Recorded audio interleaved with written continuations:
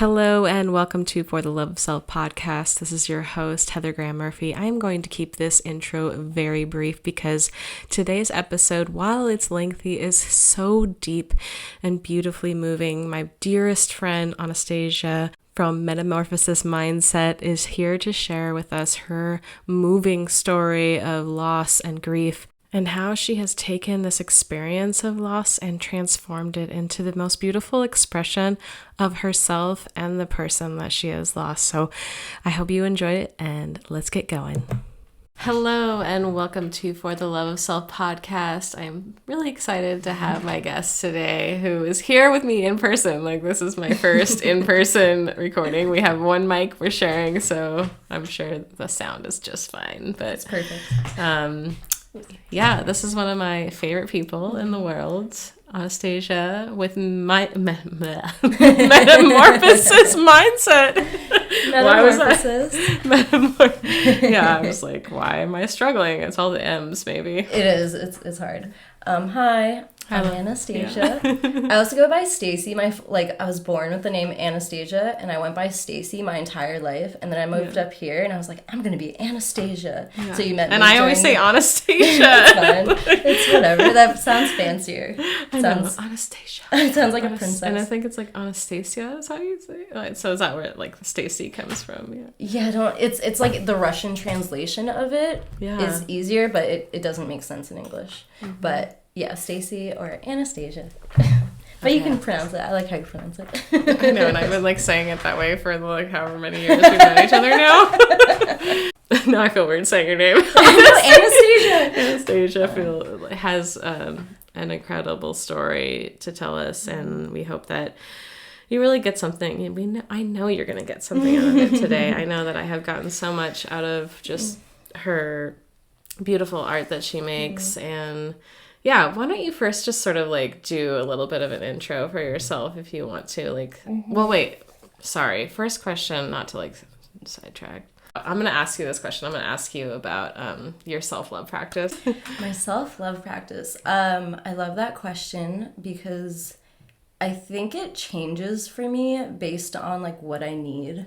And sometimes making tea is my self-love practice, but lately, I still incorporate that, but lately for self-love, I feel like it's been journaling and just really being aware of what my body and my mind, or processing something I just went through, or just letting it spill out instead of letting it loop in my brain. Or something I've been doing is and just completely ignoring it and going to my vices, and I notice that comes back up later. So really important self-love practice is definitely journaling and taking baths. And when I take a bath, it is my little meditation cove. I just feel all thoughts from the outside world just get blocked, and I'm just in my own little water world. And I'm just feel so, that's when I feel the most connected to myself. So I need a bath at least once a week. We are the same. I literally just took a bath before you came over, and I can relate to that. It is being in a womb or a cocoon or something. Yeah, that's beautiful. I love that. Definitely journaling is a huge part of my practice as well, and I think I highly recommend it to people because it kind of allows you that stream of consciousness flow that you can get into, one for creativity, but also just revealing what's on your subconscious mind that we can't always consciously be aware of. So. Yeah, that's a good way of putting it. I feel I've noticed that my mind works in loops, and then until I write it down, I could get further. I go beyond the loop. I go further into the thoughts, and I'm oh, that's where the thought even came from, or that's the real worry behind all of this, or the fear or something. It's not as front. I can go deeper into it, which is cool. Totally. And also breathing. I know you obviously love breathing. Who doesn't love breathing? Breathing is great. But just the basic breathing that calms your nervous system. For me, I do the 4 to 5 seconds in, hold it into the belly, hold it, and then out with the nose for 8 seconds. And that has whenever I'm way too much in my head, that brings me back into my body. And I'm like, oh, this is what I need. This is true love in self-care form, because I'm like thinking about giving my body air and oxygen, releasing the things I don't need anymore through my breath, and just it really like grounds me. Yep, I resonate with all that. We are the same. We are little water beings. Right, exactly. I was thinking that. Yeah, well, go ahead and just like tell the people that are listening a little bit about yourself and what you're doing with your work as an artist, but also your grief group that you want to share about today. I think the best way to share this story is to go in chronological order. And so, currently living in Northern California, and definitely I feel like just blossoming and learning and growing and becoming my best self. And I just feel so blessed to even have that. And I know blessed is overused, but I really do feel so much gratitude for where I am today and all the work I've done, and just being able to live this life, being able to live among the trees and nature. And it feels, and I think that definitely goes into my art. My art is Metamorphosis, and it's about using what we already have and creating something new and loving with it. And I really want to take that, and it manifests in my art by kind of taking clothes that have already been used and creating new pieces with it, or taking old paintings and old scraps and boards that people are about to throw out and creating something beautiful on it. And I also kind of take that into like myself and my thoughts, and thinking, what do I have that I can use to better myself? So like my breath, that's something that's free. I have that. I can go outside and I can get the sunshine. I can ground myself. This is all free. This is something we have. We have the internet to our disposal or dispense, and we can learn these tools and actually that are free that we can use and to better ourselves. Journaling is free. Like all these things that people think healing, and it also does take privilege and money to do some extreme healings, but there's so many tools that we have that we can just do right now. And so I feel like Metamorphosis, it's kind of an expression of myself, my growth, my journey as going through the stages of healing and putting love into the world. That's really my main message and my main point, and putting love into myself to have enough to put love into the world is definitely really important. And I think the reason I use upcycled and I think about what we already have is because I feel like we are so abundant in this world. We have so much, and our culture has taught us to want more and more. And I'm like, our want for more is creating so much chaos and so much destruction in this world. Let's take a step back. Let's stop. I personally think that like my art, I don't want to cut down a tree to create my art. I think I can use what's already here. I think I can truly put love into the world by thinking about the world. And doing that with my art. And I've just, ever since I was a kid, I was just like, I grew up in New Jersey, and we had this big backyard, and I was just by myself in the backyard for like all the time, just like dreaming of like these big landscapes and like exploring nature and like the environment. And so I feel like that was kind of the start for me to realize how much I love Earth and feel really connected to it. And I feel like I always wanted to protect it without even knowing that was like an issue or that's something. I just knew it was part of me, and I knew that I needed it to feel good. Like I was like 5 years old, and I would just like roam my backyard, like creating these like amazing dream like worlds, but at the same time it was all just that I was outside. And so I think that's where I realized, or maybe I just always knew, like my love for Earth and how we're connected to it. So that definitely expresses itself into my art now, of wanting to protect Earth, doing it in a mindful way for Earth, doing it in a way that's loving for Earth and for people. Because it kind of all started by screen printing used t-shirts. And when I found out that not only are we taking from earth to create a new t-shirt, it's like 1,000 liters of water to grow the cotton for one t-shirt, but it's also hurting a lot of people. A lot of people are in really bad conditions just for our clothes. And I'm like, that seems so selfish. And so, Metamorphosis is kind of just really thinking about the grand health while also looking within and looking at ourselves. I love that so much. Just I don't want to take too much away from like what you're saying, but real quick, I'm sure you've seen the documentary The True Cost. Maybe yeah, that's a really sad one to watch, but it's not so sad. Some documentaries are like, don't watch this, you'll be so depressed. But it kind of gives you a good idea of what's going on with the fashion industry. So it's really great what you're doing and with that consciousness of the environment. And also, I really just liked what you said because it makes me think so much about what I teach and with talking about manifestation and how everything that we desire already exists within us. And so when we go out, totally, it's so crazy because like that's what's so cool about being in nature is that it does give you chills because when you start to actually conceptualize what is happening in nature, like it's like right now it's spring, we're looking out this window in my beautiful yard that's still got this winter tones to it, but you can see the little buds coming off of the trees, and it's doing it by itself. It already exists. Like there's so much abundance. Like my yard is like a nightmare to me because there's so much abundance of green. But like nature is stoked on it. Nature is like, this is what we're supposed to do. And even that thought, even though it kind of contradicts what I'm saying, at the same time, if it wasn't for the sun and the rain, even though the tree has everything it needs to sprout, or the sprouts already within the tree, it still needs the rain and the sunshine. And that kind of reminds me of the importance of getting support and like community and just like helping one another. And there's a system. Like there's a consciousness ecosystem, right? That like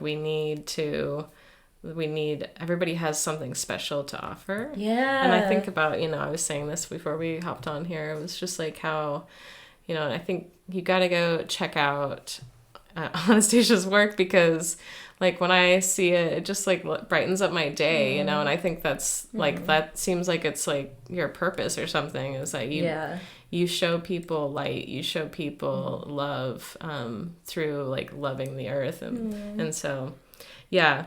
Thank you. I really love that, and have just enjoyed seeing your growth and your evolution. And I know that you have this like really, as many people do, have had this like difficult path that you've had to walk to get to this place. So do you want to begin sharing the evolution of that and like take us back to, what year is it? 1992? 1992. Oh my God, I was like in first grade. So you got like on July 22nd, 1992, you got like a little twing. Right. You were like, oh, someone was born in first grade. Well, you were probably in the summertime enjoying the summer break. But so I was born on the East Coast. I was born in Boston. My family, both my parents immigrated from Russia. I think it was like maybe 2 years or a year before I was born. And I have 2 older sisters and an older brother.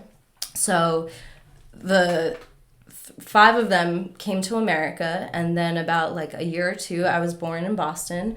And then when I was about 4 years old, we moved to New Jersey, and that's where I spent most of my life until I was 18. And so growing up in New Jersey was interesting, and as I'm sure everyone, everyone's got their things growing up.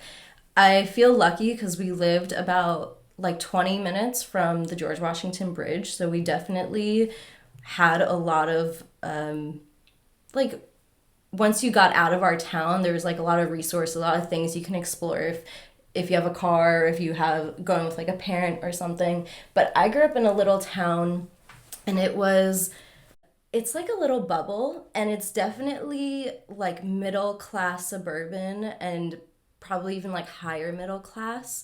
And it was very protected, and it felt really safe, but at the same time it was almost protected too much, because there's definitely a lot of things going on in the town, and just like, now later on, losses and things, but things that aren't talked about. A lot of green lawns and a lot of care for the lawns, but not a lot of care for like the kids growing up there, it felt like. Yeah. And it just felt like a very protected area, a lot of white people there, and looking back, I definitely feel bad for anyone that wasn't white and how difficult that must have been growing up in that town. People were so in their own bubble that forgetting what things were like outside the bubble. So like my family were immigrants and we came to this town. My dad speaks English, but like everyone else just speaks Russian. My mom doesn't speak English very well. And when we moved there, I found out many years later that my dad needed approval from 2 to 3 neighbors to accept us living there. I wasn't born yet, but no, I was born, sorry. To accept us living there. Mm-hmm. And I told my good friend's family, and they were like, we didn't have to do that. Like, they definitely were just being, I guess, discriminatory because you guys were different. And like our family was like the Russian family. Mm-hmm. Like we were definitely weird. We had my parents like let us like roam freely, and like everybody else seems way more organized. It seems like it was like, and of course I'm sure people were hiding things just better. We were just worse at That's hiding. the American way. Exactly. We were Keep just it together, on the front page. Yeah, we were just worse at hiding our messiness. And so that was definitely interesting, and there's different ways that I felt like isolated. And so I also understand, like, my dad came to this new country and it had only been like 6 years or something, and he has to support the family. And my mom, I think, was acclimating to being in a completely new country where she didn't speak the language. I remember, even though I had sisters, and my oldest sister is 8 years older, and then my other sister is 3 years older, so I was really close with the one that's 3 years older. Mm-hmm. But I kind of felt like I was growing up alone, and I feel like I kind of had to teach myself how to take care of myself, and I didn't know how to do that. I wasn't very good at that. I remember most kids aren't. Yeah, kids aren't supposed to do that. And it's like I can see how many privileges I had and how good things were, but at the same time, it was weird that I was kind of teaching myself how to grow up. And so luckily though, I did have friends, and I made this one friend. Her name was Shelby, and she ended up being my best friend, and she lived literally 2 streets down from me. So we would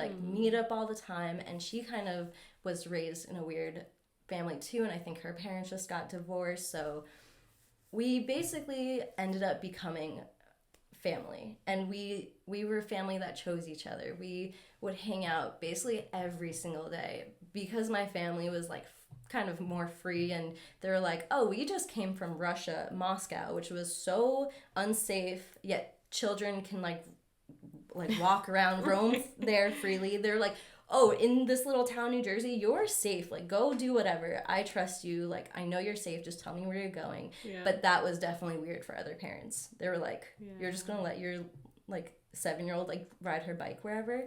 But Shelby's family was also kind of the same way. And so I would sleep over at her house on Tuesday nights going to school. And I remember her mom waking us up, and it was just kind of funny that I was there while we would get ready for school together. We would hang out all the time.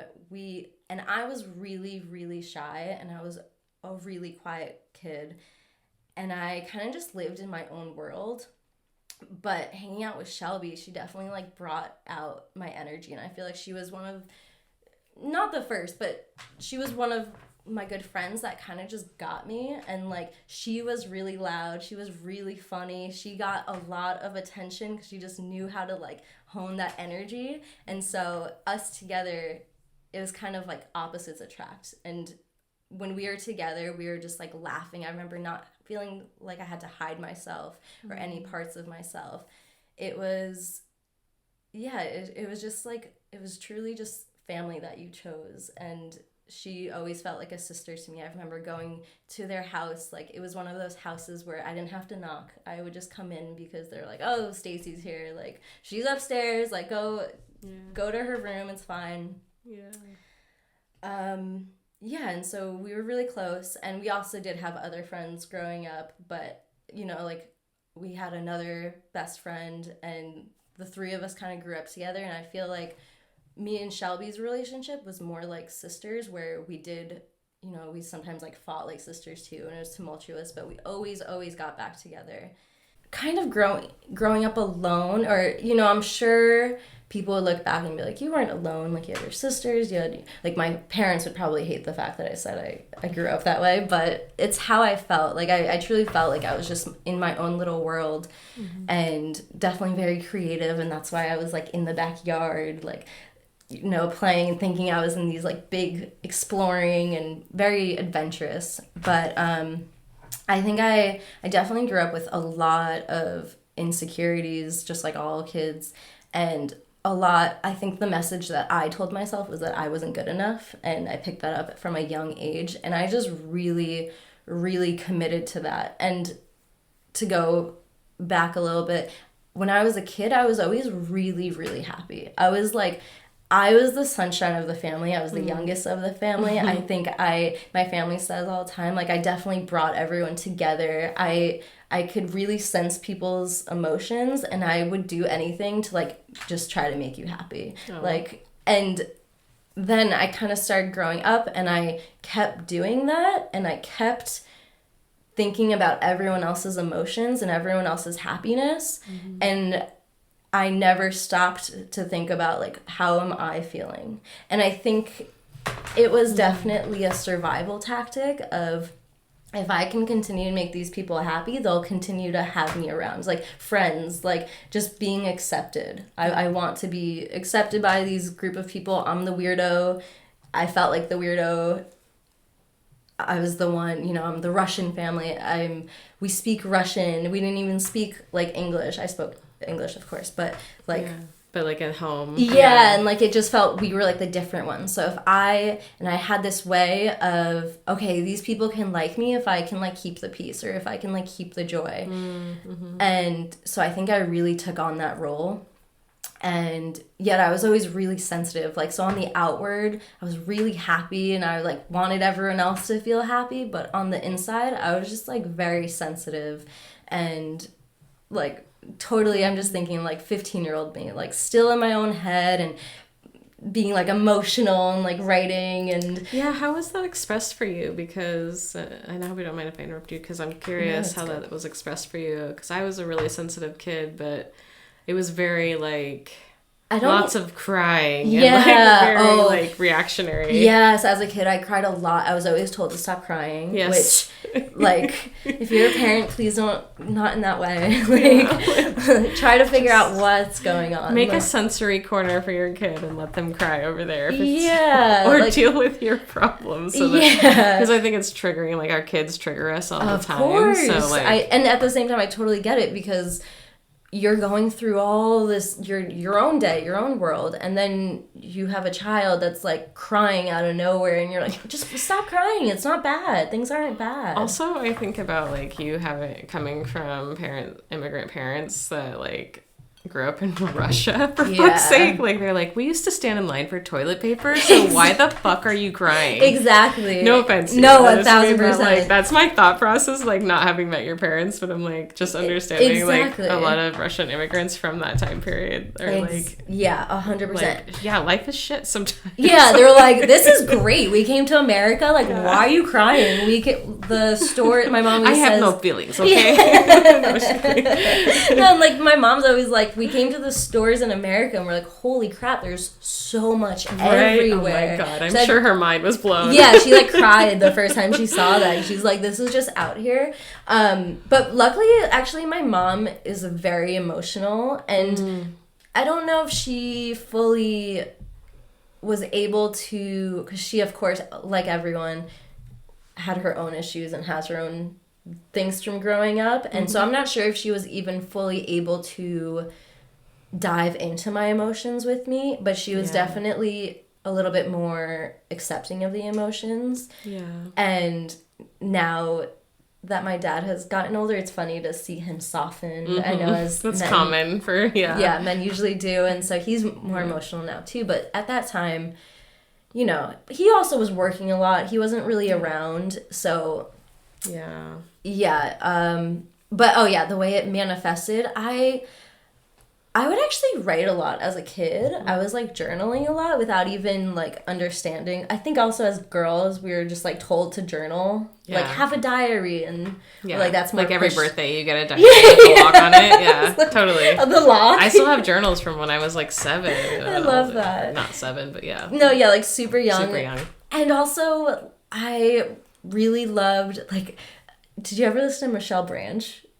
That first, okay, I remember her, like, first album. It was, like, in my CD player, and I would just listen to it all the time. And it's kind of like her talking about, like, just, like, her emotions and, like, being a weird one. And I just remember being like, oh, I get this. Like, I am her. But, like, so seen. Yeah. And so I think my sadness would, like, manifest in that way of, like, me listening to music, me being in my room alone, probably crying a lot. I think when I was, like, in high school, I would just get, like, really intense crushes on people. Me too. And, like, then just, like, cry that they don't love me back and just, like, by myself. And, like, they probably didn't even know that, like, I love them or if I even love them. Who knows what that means. Right. But, yeah, it definitely manifested in ways like that. And I do remember starting to, like, doodle a bit and just, like, but never seriously never, like, drawing, really.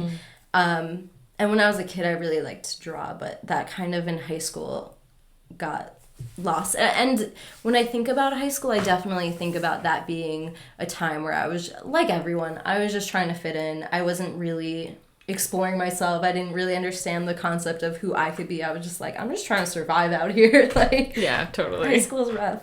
But yeah, so, you know, and Shelby was around that whole time. We still remained best friends. We also had other friends. We had, like, this big group of girlfriends. There was, like, 10 of us at one point, which was really amazing and so supportive. We were, you know, we definitely just hung to each other really well. And that was, I think, having them was, like, I'm very thankful. And it definitely, I think high school could have, just for anyone, been really lonely, but it felt really fun, and, like, we had a lot of fun together, and we laughed a lot, and it was a really good time. And so yeah, a little bit later, and then I turned 18 and was graduated from high school, and a little bit after that, I basically started going out with my first boyfriend, and my first boyfriend was my friend who I've known since middle school, and we were really, really good friends and sometimes even best friends.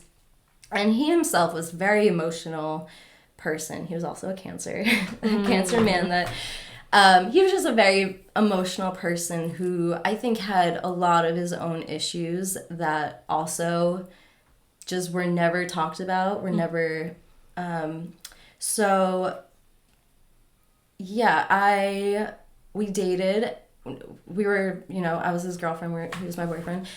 But, like, right away, things were, I guess, toxic. Maybe not even that whole intensity of it. But I just remember, like, 2 months in, us fighting really, really, really deeply. And, like, not even, it never felt like it was me, like, fighting with him, being upset about something. I was always just trying to keep the peace. Like, this was someone I've known for almost 10 years, since, like, I was really young, and I was like, oh, I just love this person. Like, I'm so happy that we can be together in this way. And so, and it was my first time experiencing love, or, like, in quotations. I think it was love, but I just feel like it wasn't healthy, you know, it wasn't that, like, real, like, now you have, like, hopefully a grounded type of love. It was like very up in the air emotions, and he had a lot of his own issues. He was an addict, and I knew that, and I stayed with him, and it kind of spiraled as it kind of started when we started dating, and it was like very loose and he was just doing things for fun, and then it got deeper into it. And I think that those were times when I would probably the only times I was really starting fights or being upset was, you know, asking him if he's doing things, and he would lie to me a lot and then turn it around and kind of say like, how could I think these things of him? So it got really, I think when I look back, that was probably one of my darkest times of self. Like, I just felt so lost and so far away from being who I am today and just being like the core of who I am. Like, I was such a happy person, and in that relationship it felt so heavy and dark. During that time, like, Shelby and our other best friend, they were still around too. So that group of 10, we kind of you know, everyone kind of started doing their own things. People went away to college, but me, Shelby, and our other best friend, Elle, we were just like a little triangle. And so while I was dating this guy, they were still there too. And Shelby was friends with him, and so, you know, it was kind of just like a circle. But they saw how much it was taking on me, and they would always tell me, like, this doesn't seem right. And I was like, no, like, I was always standing up for him. I was always like, no, he's just like having a bad day. Like, you're not supposed to, every time your friends see you with your partner or your boyfriend, or you're not supposed to be fighting. You shouldn't. I didn't know that wasn't like a safe love. I didn't know that that's not what love was. I just thought, this is someone I've known for a really long time. I trust him, and I know who he is to his core. I remember him as 10 years old. Yeah. And that's, I think, really, that's what I always saw him as. Like, that just like innocent, funny boy who at 10 years old just wanted people to laugh. He was his own bright light, and he definitely was just going through a lot of things, and he didn't see himself as that anymore. And I kept holding on to that so much. Yeah. And yeah, I really held on to that, really hoping, but knowing just how much it really weighed on me. Like, it was just walking on eggshells with someone. You just don't know when they're gonna like freak out. Like, I felt like everything, I never knew what something I could do would be what, you know, causes this big thing. And I just remember kind of bringing in that like childhood mentality of like, I love this person, I want them to feel good, I will do whatever it takes for this person to feel good, not thinking about myself at all. And it was just a lot of fighting, a lot of him always telling me, him repeating these thoughts I've had for myself, that I'm not good enough, and him telling me that I'm not good enough, no one else is gonna love me, no one, which is also like such a move that somebody who's insecure just does. And an addict, yes, because they're so afraid that this person that they love, or no, I think he did love me in his own capacity. This person that they love is gonna leave them because they see you're like their safe person, I guess, or just, I don't know. I think they have a certain word for that in therapy and psychology, but I think just being with an addict, especially at such a young age, you don't really fully understand like what is happening because of the sort of neurotic behavior that occurs, and you think like, did I do something wrong? Like, you sort of internalize it. Yes, and that was his whole plan, was to have me internalizing it, and I don't even think it was a real plan. Sure. It just happened, of course. Right. But yeah, it was definitely a lot of me trying to take care of him, me trying to like uplift him, me protecting his image from other people, and at the same time, just like other people in my life are kind of starting to distance themselves because they feel how much negativity I'm holding, and I didn't even realize it. Like, they're just like, you aren't the same. And luckily Shelby and Elle, like, they loved me, but Elle hated this guy. She was like, fuck this dude, you're so much better than him. Like, so that kind of, there was definitely a time where it, like, I almost felt like I couldn't be around her because she knew that like I was going through and I would never admit it. So yeah, that was definitely intense. And eventually my family found out that he was doing drugs. They drug tested me and I wasn't doing them. And my dad was like, listen, he's doing some really intense drugs. I don't want you to be around him. I know that when you were really young, you wanted to move to California. I'm giving you the chance right now. I will help you move to California. Oh. Yeah, he's like, to be as far away from this guy, literally like across the country. And, you know, I'm kind of, there. It's interesting because there are definitely little moments, a lot of little moments where in our relationship, I didn't speak up for myself, but in the big moments, I did. Like, I was like, I'm going to California. And I think he knew, you know, obviously he knew he messed up. But I was also like, you know, the talk that we would be having is he's like, oh, I'm going to get better. And also he was blaming me for his addiction. Like, I was the reason why he was an addict, but he's going to get better. And I was like, all right, like, let's still do this. I love you so much. Like, you know, and I really think knowing someone from a young age, like, it just bonds you more. Yeah. And it's like, I wouldn't have, I mean, who knows in that mindset how long I would have stayed, but I had this like deep love for him, just knowing him from that age. So I was like, yes, like, let's do this. We can do long distance. Like, our love has no boundaries. Like, we can do this. So we were long distance for a really long time. And during this time, Shelby and I kind of falled back a little bit, and she was definitely going through her own stuff. And so it, like, I was in a long distance relationship. Sorry, I feel like I'm going, you know, jumping around, but it's all the details needed. And so I would come back in the summers and I would see her and it'd be really good. But then sometimes, like, I'd be in California and we just didn't talk. When I first moved there, she actually got really mad at me for like something, and we didn't talk for like maybe like a couple years or something, or like a year or something. It was like and that was 2012. It was a really long time. And then I would come back to visit, and there happened to be a time when I saw her, but she also just mentally wasn't doing well.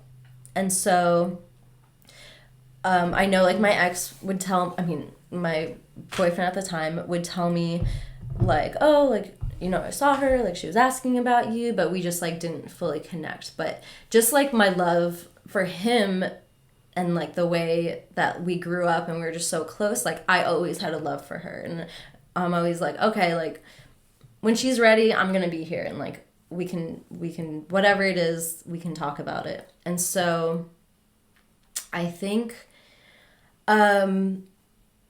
before fast forwarding too much, I was still in the relationship. So that was 2012, and this had been like 3 years of me living in California and him being in New Jersey, and my dad not knowing that I'm in a relationship with him. I was wondering about that, yeah. My dad having no idea. So I'm lying to my family. Felt like the guilt of that was just so terrible. And now, like, look, when you hear this, you're like, why would you stay in a relationship where you're lying to your family, you have all this guilt, this heaviness, this person's is mad at you from across the country, this person is blaming their drug use on you from across the country while also saying that they're not doing drugs and all these things. It's like, what? It's that hope of love that they're gonna get better. You know this person, you're like, we're just going through it right now. Right now you have the clarity of the bigger picture. When you're in it, it feels like this is it or nothing. And that love, that feeling of love for the first time, experiencing that I was addicted. I was an addict because I, just like he was going through it up and down, I was going through it up and down.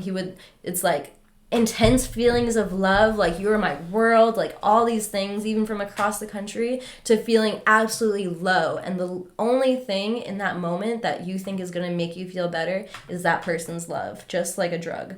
It's like is truly addicting. My nervous system was addicted to it. I was completely enthralled into it. I was addicted, definitely. And so there was definitely so many times when during that I was in California, and I was in San Diego, beautiful San Diego, as like a 21-year-old, 20-year-old, and not even fully living my life because I was still tied down heavy to this person across the country, because they were like, oh, like, you're meeting new people, like, who is this person, and I'm like, where are you, what are you doing? yes, like constantly monitoring you. And I'm like, I'm such a free, happy person. I can talk with like whoever and just like make light conversations, and just like, I love talking to people. I love like just meeting new people and talking and hearing their experience of life. And he was all like, yeah, what's your motive? Why are you talking to these people? Whatever. You know, like, what is, it's always, you cheated on me. It's so common for an addict. Yeah. And these behaviors, like, sound so just like, yep, check mark, check mark. Yeah. And now I'm like, wow, it's boring. Like, you couldn't have even been, like, a little bit creative. Like, well, no, it's just, like, it's just, like,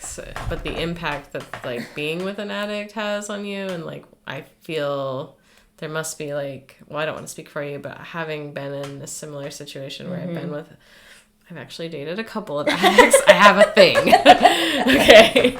But just, like, there's mourning sometimes for, like, I have felt that for myself, where I'm just, like, but, like, being so young and being like, why did I put up with this shit? You really... Yeah, definitely. And now looking back and being like, wow, that girl was so strong. Like, now I could never put up with that. And not even in like a sense of like, it is me knowing my boundaries and being stronger, but also being like, girl, you were so strong. I can't believe all of that weight you were carrying constantly. And like this person who says, for some reason in my brain, I thought I was still going to perhaps marry this person. Like, I really thought, I was like, this is it. This is my person. Yeah, this is my only option. I've known him since I was 10, so clearly it's meant to be. Like, we don't, like, we've known each other, you know, just all these things that you just really tell yourself. And I'm sure he was telling me too, and it just really added to it. And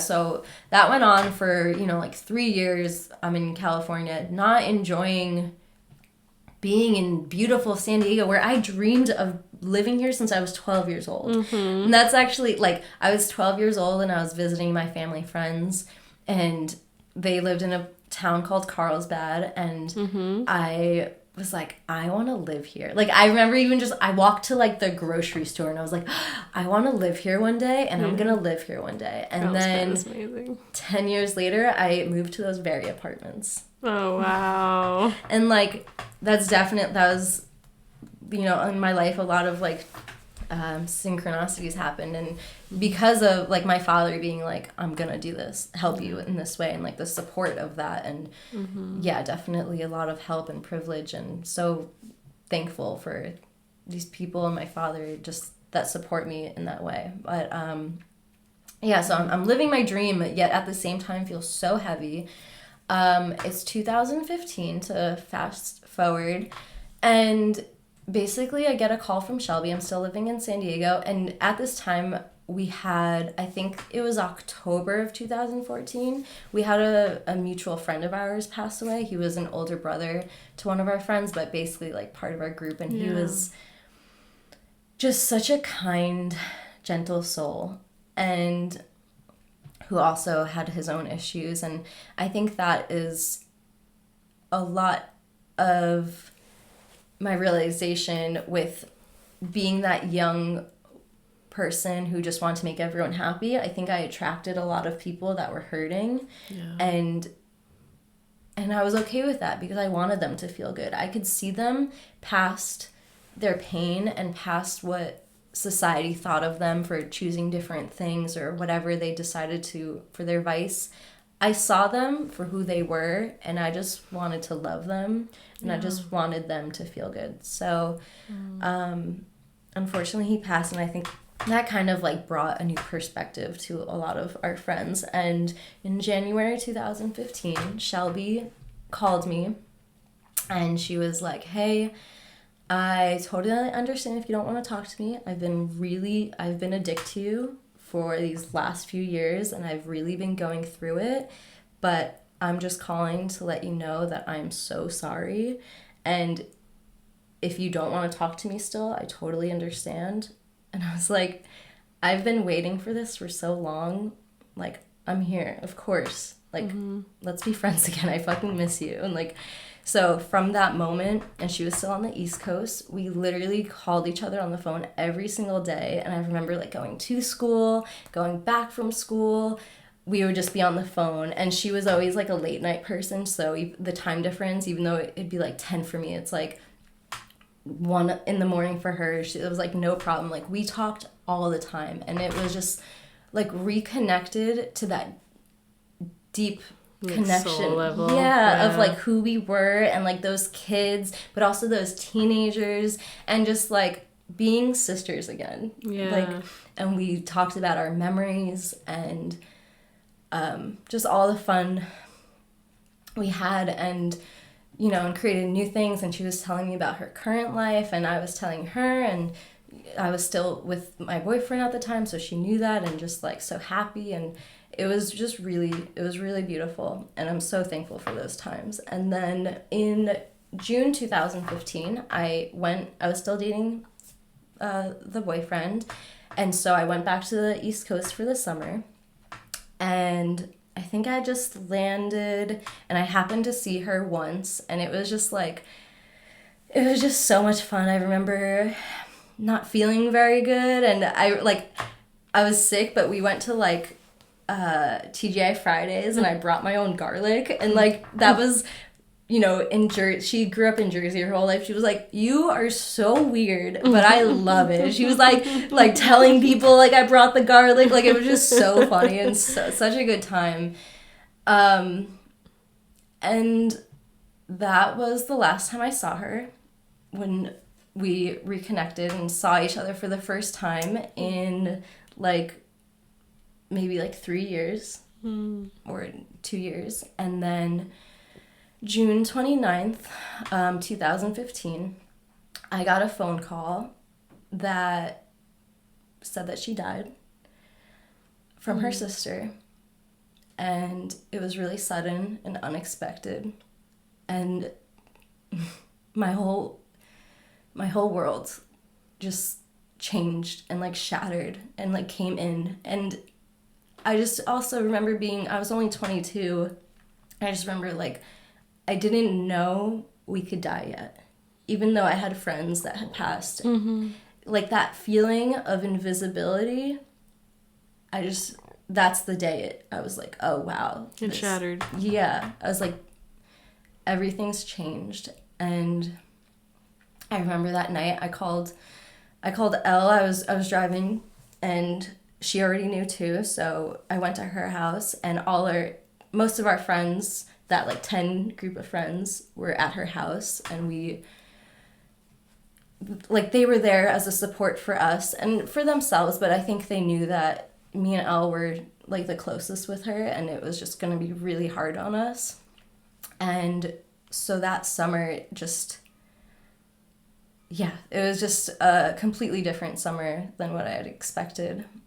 I've only gotten to have, you know, bits and pieces of Shelby's story over the last few years of us knowing each other, and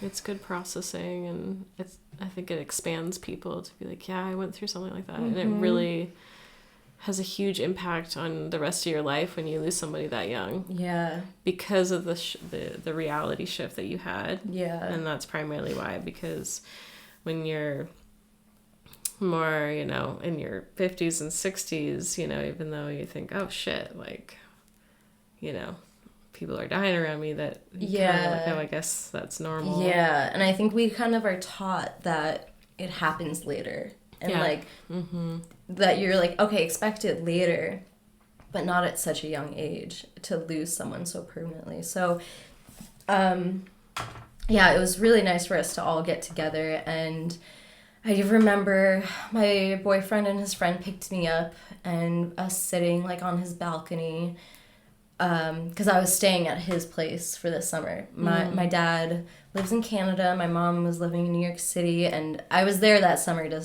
be with him. So I was staying at his house.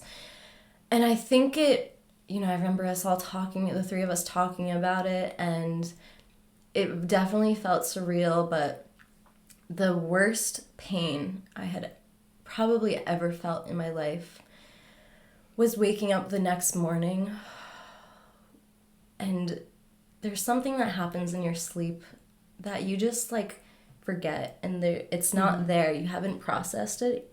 And the first second of waking up, for like a split millisecond, everything feels fine. And then before that second can even like fulfill, the weight of your new reality just hits. And I remember just the news and just the reality that Shelby, my best friend, my sister, who I've had basically my entire life, my chosen family, was no longer on this earth. And that pain of the weight inside of me felt so heavy. I can't even explain, like a semi-truck just sitting on my chest. I remember not being able to breathe. I remember hyperventilating. And that was probably one of the times the grief was at its actual worst. I remember just like yelling. And I'm sure his whole house just heard it, and they knew, but they all knew Shelby too, so they were very supportive. But just that pain and that yell, I was just like, how am I gonna live with this? That pain on my heart, that heaviness. So that was definitely, I guess, like the first day of the rest of my life, as people say. But it was a lot of processing and not even understanding that I was processing. That grief just overflowed in me in everything that I did. I remember my sister got me an internship at this company she used to work at, and I'm so thankful. They were really nice people, and that was like one of my first real internships, just to have a job for this summer, just like a reason why I was there in secret. But I remember going there and just like sitting and just like crying, and they didn't have an office space for me, so I was just sitting in the middle of all the offices was like their lunch space, and that's where my office was. And they were like, I guess the new girl doesn't like her job. Exactly. Like, I just remember like sitting there and be like, what the fuck is life? And just like crying hysterically, like my best friend is dead. And the boss, my sister texted me, and she didn't work there anymore. She's like, "Are you okay?" She's like, "The boss texted me, and he's like, your sister's just crying in the living room, basically. Like, should we go check on her? What's going on?" And they were really, nice, and could have totally fired me for all the times I left crying, but they're like, whatever. We have 2 months with her. Let's see how it goes. And I do remember that week. It was just so heavy, and luckily the internship was in this place, like the road to get there was this road, it's called Palisades, and there's a lookout there where you look out the George Washington Bridge. And as teenagers, me, Shelby, and Elle used to go there all the time and just like hang out there and, kind of just escape and drive there, and, a lot of friends would go there. But it was definitely like our place to go, and so it was on the way home, and so I stopped there.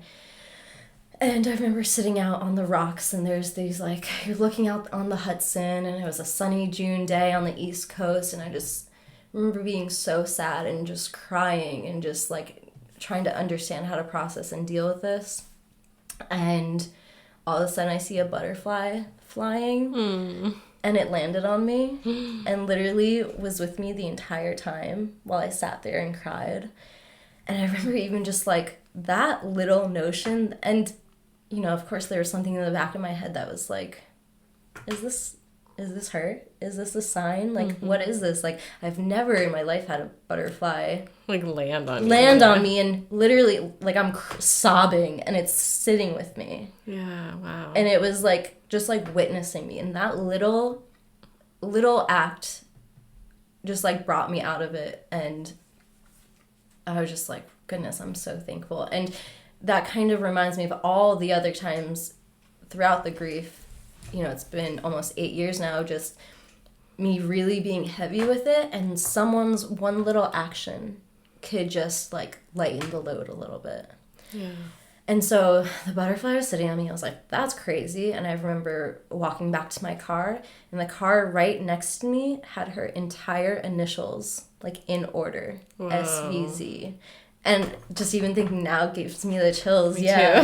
too. And I just, like, saw that and was, like, smiling so hard. And I was like, God damn, like, there's something else. There's something to this. Yeah. There's definitely something I don't know. And yeah, I think that was one of the first, like, deep signs, just, like, signs that I felt like I got from her. Mm. And looking back on all the signs, I'm like, am I just do I make these signs up? Like, I mean, it's always, like, perfect timing like that. And it's like, why do I get these signs? Maybe not someone else. And I don't think that's true. I think I've always been a person, because I was always in my own world. Like, I was always down for these, like, mysterious things that people don't talk about. And yeah. I was always down for, like, looking up what, like, angels are and, like, auras. I remember being, like, 8 years old and learning about auras. So yeah. I kind of just feel like I was almost like the perfect vessel for her, and we had such a deep bond. Like, growing up, everyone knew I was at Shelby's house. Her parents were like, this is your other sister. Like, her parents always made the joke that I was always there. I was always, you know, so I kind of felt like if it's gonna be somebody, and I think that she gives her signs to a lot of people because a lot of people love her, it makes sense that I'm also open to them. Yeah. And, you know, that's kind of been the start to me feeling like receiving different signs from her throughout the years, and her kind of getting signs like that and literally guiding different parts of my life from that. So, yeah, to fast forward, basically, it was a really difficult summer, and as you can imagine, and I just feel so thankful because I had such an awesome support system. Like, my mom had lost one of her friends when she was 27, her best friend. So, like, we were really open to talk. She was so open to talk about it. Even my dad, who had been more closed off, he loved Shelby, and he just knew that I was going through it. Everyone in my life was down to talk about it, and I just feel so thankful for that. And that was everything. That's so nice because, you know, a lot of times what I'll hear is for people that experience loss is like they want somebody to be like, they want someone to ask them how they're doing. Yes. And then, like, a lot of people are, like, afraid to talk about it. Yeah, people don't want to talk about the grief, about death. Like, how are you? But then, like, kind of being like, don't talk about that thing. Please say anything except the one thing you're feeling. And this one thing that's, like, a cloud over your life. And I think it is, you know, that definitely made me aware of just how much people are afraid to talk about death, how much people are afraid to talk about grief. And I'm like, I'm okay with it. I'm like, I understand, hey, my best friend's dead is an uncomfortable thing for people to hear. Exactly. No, it's funny because I'm okay with it. Yeah. It's other people being like, that sounds really uncomfortable. And but no, it's the reality. And it's like, if I'm okay with it, why does it make you feel uncomfortable? Yeah. And I think it is a really hard conversation, and just a really, maybe people don't want to think about their own death. Maybe people don't want to think about the fact that people they love are going to die. Absolutely. Yeah. I was going to bring that up, that it's just like, I think a lot of it is cultural too, that like, and human, just that it's like we kind of hide death a lot. Yes. So we don't actually see, we don't actually go through the process. Like, some cultures have practices of, you know, like sitting with the dead, like not decorating, I'm sorry, that's probably not the right word, but you know, I do know cleaning and preparing the body for the rituals that they might perform, and decorating in the sense of dressing them up, making sure that, you know, they're like sort of honored and stuff. And like being with the body of a dead person is a huge part, I think, of the healing process that I think is really unfortunate that we don't actually practice in our culture. Like, I remember, and I don't mean to like interject, but when my aunt had died, I was like insistent on like us sitting in the room for a while. And same with my mom. It's like my mom wanted to dress her, but the hospital was like, okay, you guys need to go, like get out of the room. We gotta like do the whole thing. Like, and I need to process. Yeah, and we were like, we need to like sit with this. Yeah, like, literally. It just is this thing that it really actually helps you begin that acceptance process. They're like, okay, officially, like this body is not that person. Yes. Okay. Yeah. Like, And I know I was going ahead, but that definitely, at her funeral, which was like a week after she died, she had an open casket, and I think that really did help. And in that moment, I've always known this, but I remember seeing her body. I'm like, that's not her anymore. Yeah, it helps to think that. Like, a lot of people have that thought. We're like, okay, that's not her anymore. This body was a vessel for her to express herself, and she really did. She was like so energetic. She was like so funny. I know I mentioned it, but I remember like at 8 years old, she could get the whole room filled with people to stop and be looking at her and like laughing, like adults laughing. That's so funny. She was just such a joy on this world. It didn't matter that she had her own darkness. She saw you, she wanted to brighten your day. She wanted to make you laugh. She would figure out any way to make you laugh. She was very loving and kind, and as one of her best friends, I feel like I got lucky to have like a front row to that, and she like, I was just laughing so much with her. And you know, in that summertime, I definitely was reflecting a lot, and I started realizing like, goodness, like all these little lessons and all these things of who she was. Like, she was never afraid to be herself. She was always down for a laugh, and it made me realize how important laughing was. I was like, and I think in those times is when I started questioning my relationship finally, because I'm like, I remember feeling so light around her and just so free to be myself and free in all aspects. And then I'm with this boyfriend who I chose to be with, and I feel so heavy, and we don't laugh. Like, we laughed, but like, it's when he was in a good mood. Yeah. You know, it's not, and it's conditional. Yeah. And it was like, he didn't even think I was funny, and she thought I was so funny. And like, and it's like, it's not even about whether you're funny or not. It's about finding the people that think you're funny and the people that you vibe with. And so that definitely, even though I still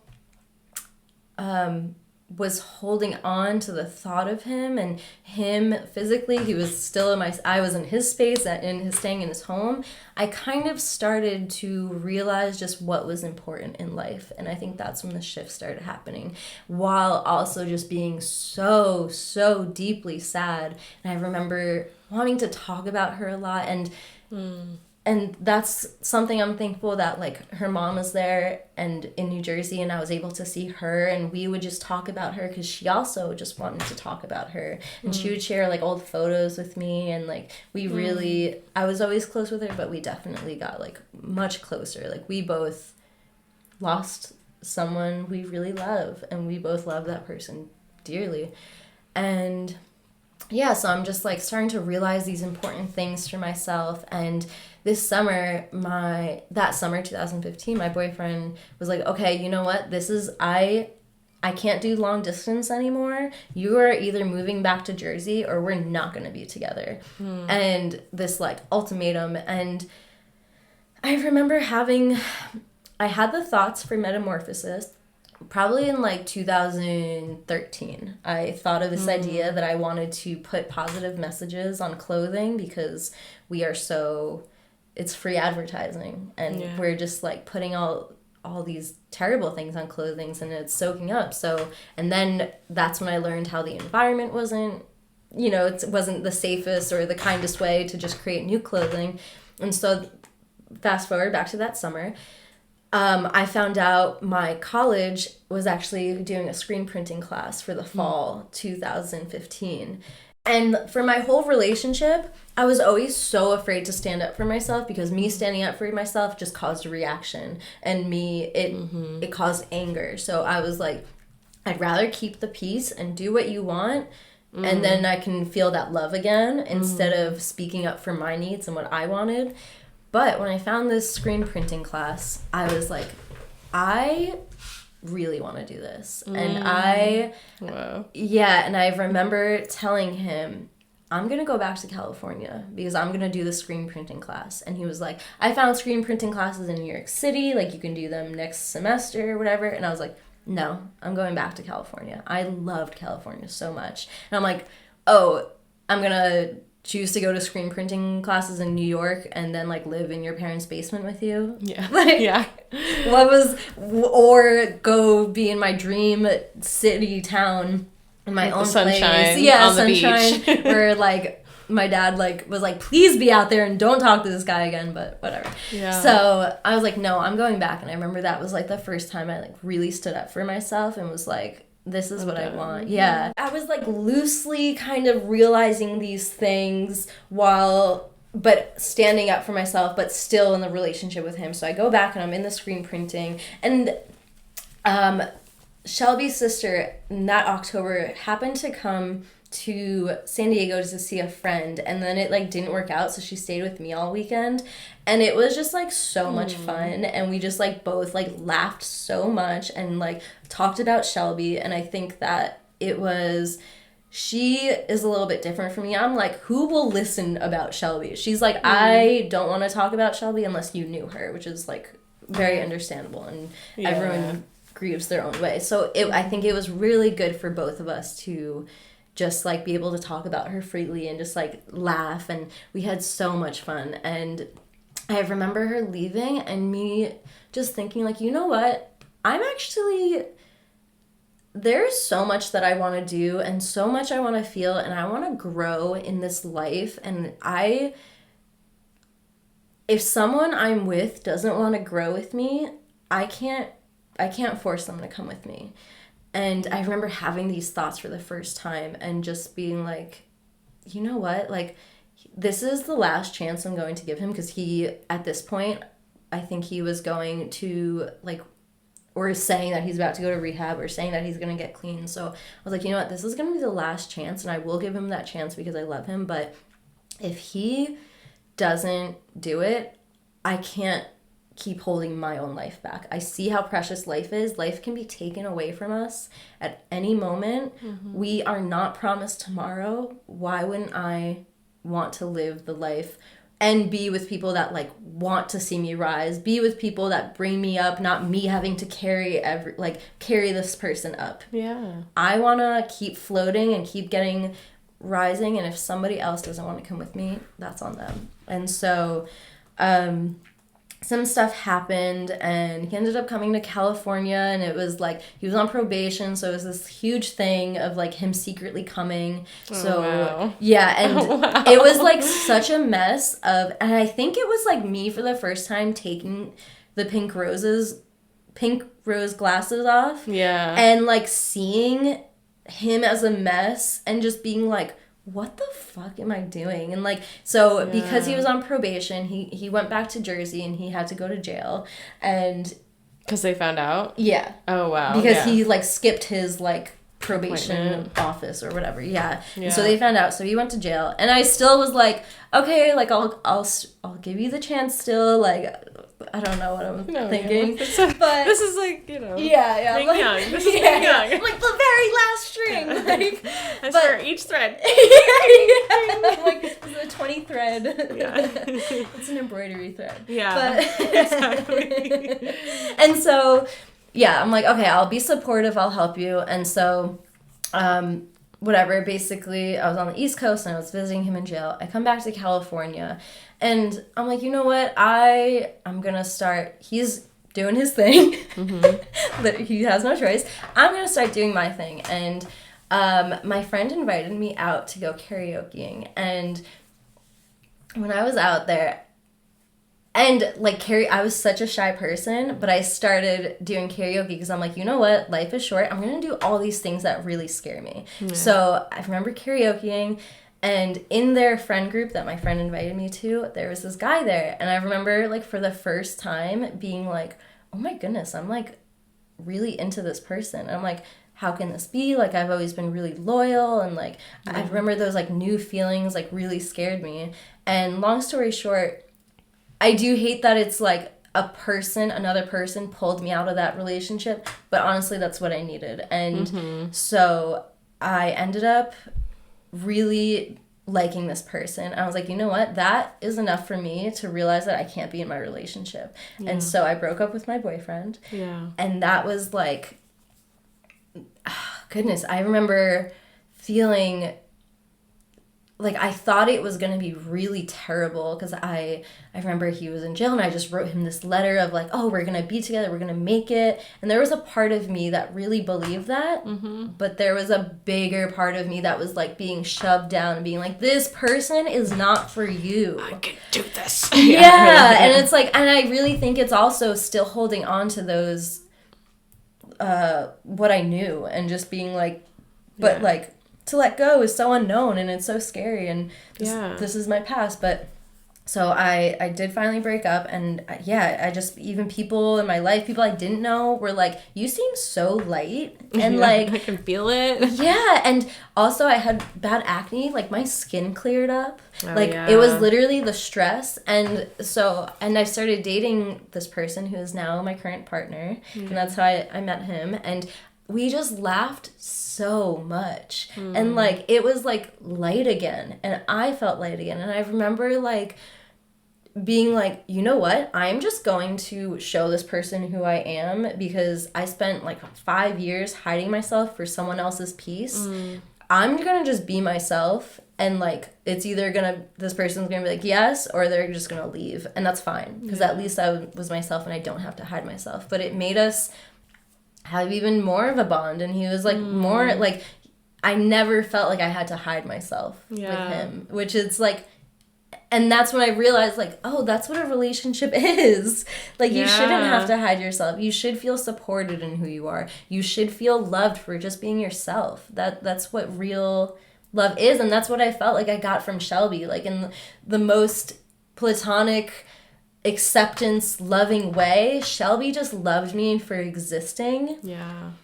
And I realized how much I had been covering that, and how much I had let this other relationship just take me away from myself. So so I was in San Diego, and I started dating this new person, and it was really interesting because dating this new person while also not only grieving my best friend, but now grieving this other relationship of my other best friend, who like I considered him my best friend since I was 10.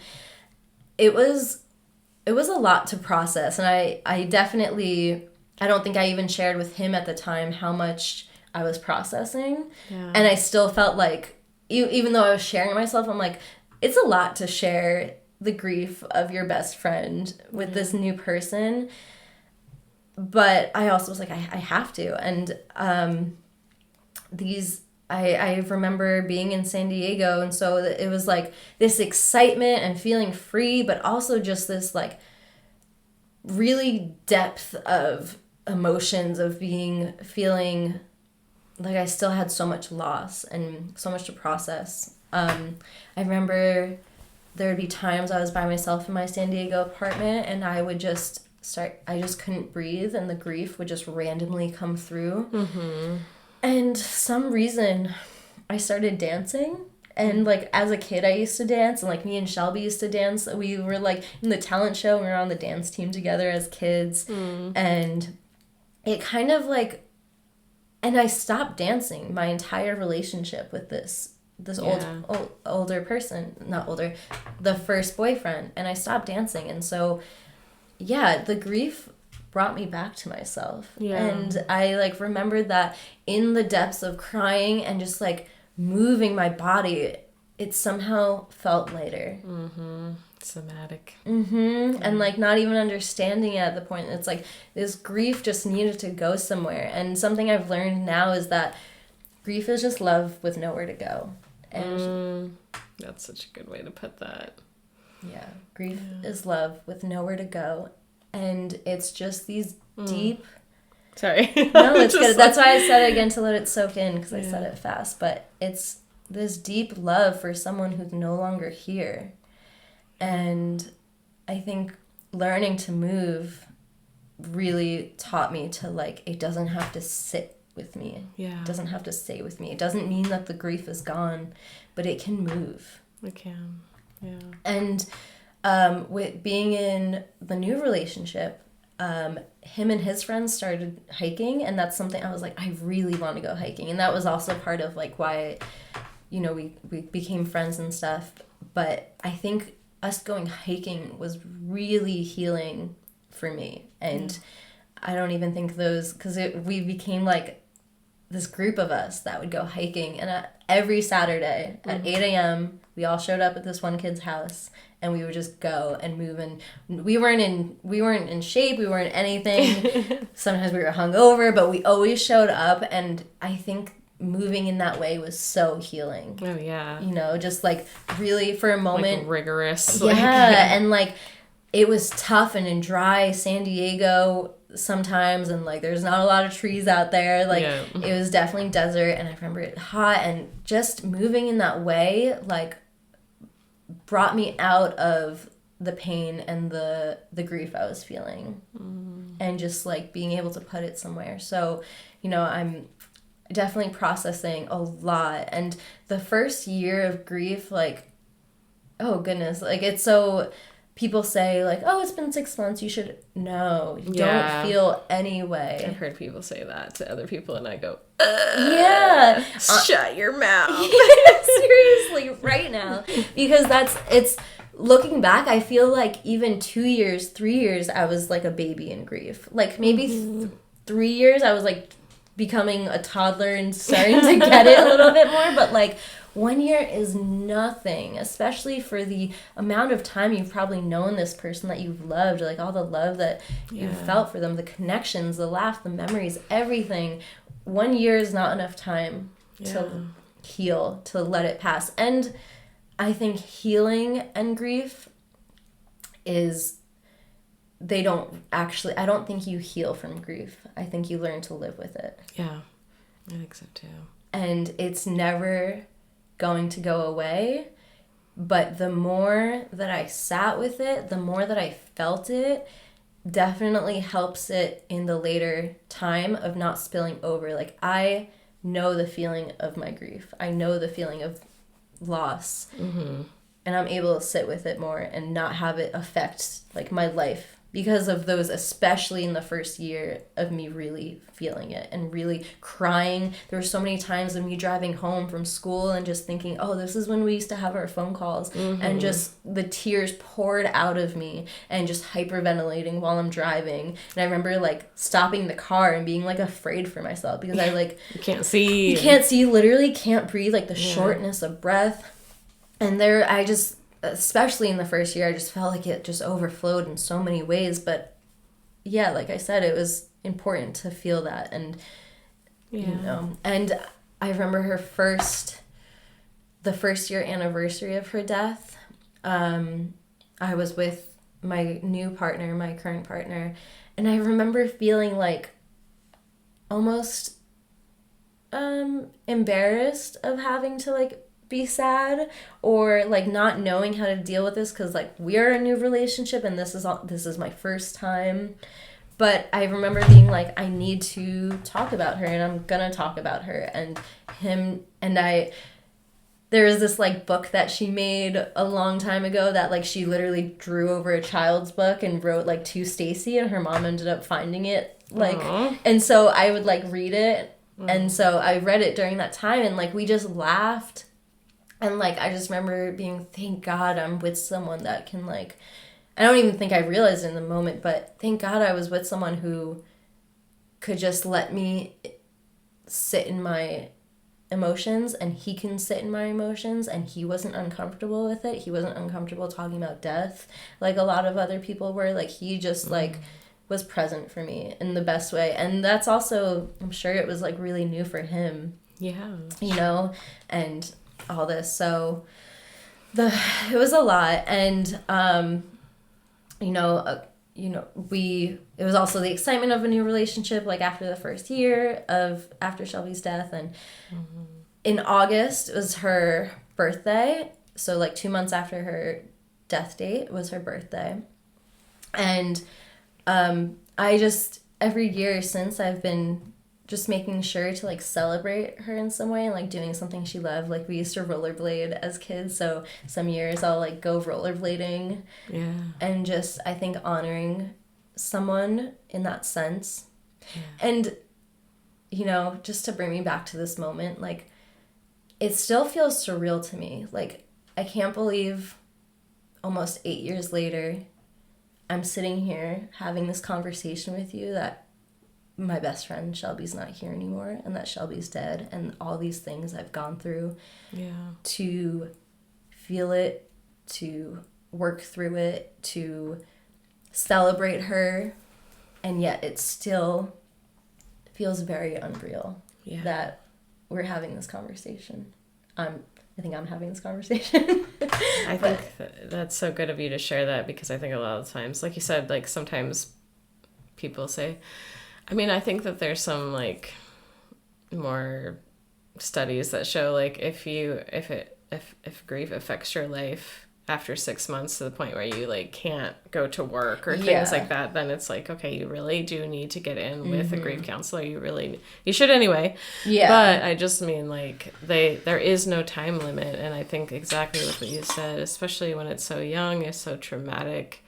It's so shocking. And I think it may feel that way, but just like you said, it's like it just sort of calms down over the years. Yeah, it's like it's definitely swirls in a different way. Yes, that's a good way of putting it. And it comes out in different ways. So yeah, like the grief never really, it doesn't go away. It doesn't go away. It's always kind of going to be there to some degree. And I think that might be hard for somebody to hear that's in the baby stages of their grief. They're like, what? Like, this is never going to go away. It's just, it's not that it does, it just shifts, it changes, and it metamorphoses into something else. It really does. And I think I used to feel like it was this heavy cloud and this like just heaviness on me. And now I kind of just feel like it walks with me. And it's like beside me, and I'm more used to it, and I'm more friends with it. And if there's days that it wants to react a little bit more, I let it, and I just feel more open to it, and I just kind of I walk with it, but let it take the reins. Like if there's days when I'm like, you know what, I need to really sit with this. And it does suck. Like you're so right, being in the early stages, you're like, wait, it doesn't go away. You're like, what the fuck? But yeah. And hearing other people like, and also in those stages, like hearing somebody who's like 8 years into their grief, I just remember being like, I didn't want to hear them, because I'm like, I'm so in this stage of it that like I can't imagine feeling good. Yeah. And that's okay too. Like I think really processing where you are and really feeling that has been so helpful. And like I was saying with my self-care, like I remember journaling a lot, and I remember writing down memories with her, and just I remember writing to her a lot. And something that her sister said to me in the beginning of the loss was, she's still around, just talk with her still. And whatever you believe, that helps me a lot. And I feel like just having a direction for the things I was feeling, the things I want to share with her, and just telling her, I'm fucking sad that you're gone. Yeah. And I remember just in my life, she was always the one to lift me up and make me feel better. And it's like, I don't know how to do this without you. And I think that was a really big part of my grief journey or process, was realizing all the gifts that Shelby gave me in my life of like laughter and so much confidence. She was always boosting me up in ways that like I didn't see it because I was so self-conscious. And me on times and days where I felt really low, or whatever, I could hear her voice being like, dude, you fucking got this. Like, you go. She always called me Russia. She'd be like, you go, Russia. Like, she was just like so uplifting. And I just remember like hearing her voice, and I'm like, this is either her currently in her current energetic form coming to me, or from the past when she literally said these things to me. It's the same. Like, that was her voice saying it to me, and me basically, just having to reteach these things that I relied on her for. And I think that is a really big part of grief, is figuring out how to redo your life and reconstruct your life in ways without that person, in ways that they used to help you, and the things that they used to do for you, or the love that they gave to you. You now have to figure that out yourself, and that's probably one of the hardest things. Yeah. And speaking of, like, I think I remember, like, craving her so badly. They're just, like, wanting our friendship and just wanting her to be on this earth, that, like, I started, thinking about all the things that she loved. And, for example, she was obsessed with Batman. And it's funny because the things she was obsessed with, like, it was a 22-year-old, or like even like a 15-year-old, or like a 12-year-old in a 22's body. Like, she didn't get to grow up. Yeah. And so the things that connect me to her are like from when we were that age. Does that make sense? Yeah. And so like, one of the things, she loved Batman, and she was obsessed with the Christian Bale movies and all that. So I would start seeing people wearing Batman shirts, and like that kind of coming to me, but also being like, there's something about you have the same love that she had for something. So even in the tiniest bit, I would see a stranger and be like, there's a part of her in you, because you guys have that love. Oh, I love that. Oh. And so I would kind of start seeing people like that, and I'm like, instead of, and I knew I was missing this big, like, person in my life, but I would kind of try to fill it with like a lot of little people, just finding her and bits of her and other people, and kind of keeping that close with me, and seeing her in other friendships, and being like, oh, you're the one that makes me laugh, like, and you're the one that I can call at this time at night, and you're the one who like will support me in this way, or have my back in the same way she will. And I think it sucks when it doesn't suck. It's just terrible, and such a shitty feeling of that person not being there, but finding little parts of them in life, it definitely helps. Yeah. I was in San Diego, and then my partner and I, he told me he wanted to go back to school, or go, finish his university. And I was like, I'm down for the same thing. I want to do that too. I really want to explore this art thing. There's something in me that I really want to paint. So I've never really painted before. I'm going to take classes for it. So we both decided, we both got into the university up north. And I think coming up here just really changed a lot for me, and really gave me the space to like sit with myself that I really needed. I started taking painting classes, and during the second painting too, I had this really awesome teacher that we both had. And I remember her talking about, we had this project, and her saying like, oh, talk about, it was kind of like it was supposed to be like a political project. She was like, you could do whatever, just like a topic that needs to be talked about. And we had to sit with her.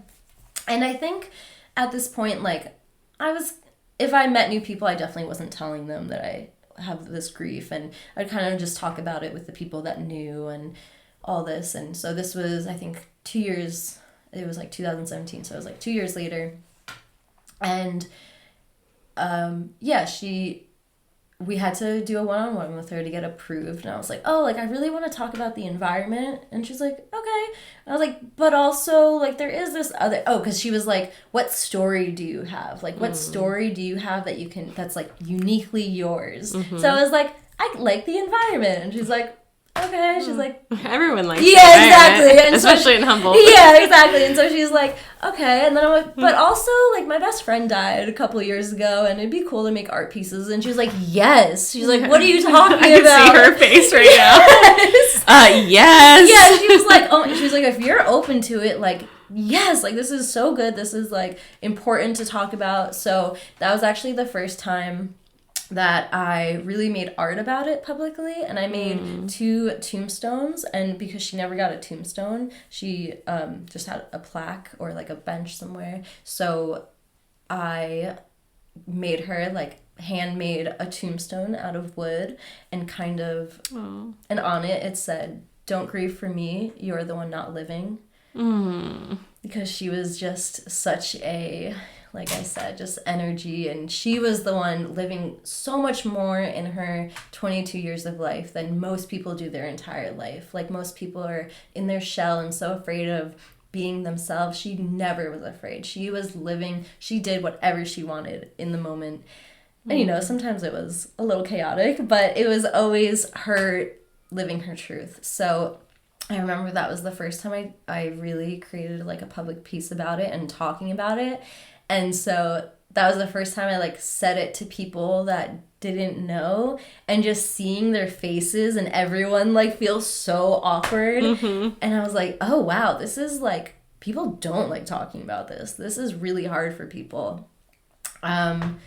And so then I guess throughout the years, I kind of was, maybe I was, like, writing about it, and I definitely still would, like, write about it, and like, personally, and then kind of create projects. And I started to create projects that felt more me, and more because of the effect of her death. Like, I was starting to interview people and talk to people about, like, what they appreciate in life, and, like, will you call your best friend on the phone right now and, like, tell them you love them, and just, like, things that everything I was doing was a butterfly effect, or, like, a wave effect from the loss. Yeah. And so I graduated, and I remember feeling really, I always, like, as a child, I remember feeling like an artist, but not really knowing, even though I had been going to school for this, not really knowing that I could, like, actually do something with this. And so I went to school for graphic design and painting, and before I graduated, I ended up getting a graphic design job out of school, in town, and it was probably the only graphic design job in town.